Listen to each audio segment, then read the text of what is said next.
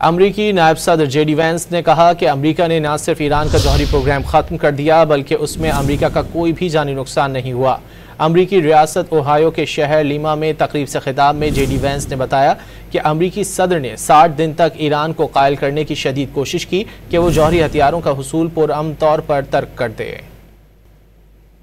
For 60 days, he negotiated aggressively to encourage that Iranian regime to give up those weapons peacefully. And by the way, he was more than willing to accept a peaceful settlement to that problem. But again, this comes back to instincts. When the president realized that there was not going to be a peaceful settlement to that problem, he sent B-2 bombers and dropped 12 30,000-pound bombs on the worst facility and destroyed that program. अमरीकी नायब सदर JD Vance ने कहा कि अमरीका ने न सिर्फ Iran का जौहरी प्रोग्राम ख़त्म कर दिया बल्कि उसमें अमरीका का कोई भी जानी नुकसान नहीं हुआ।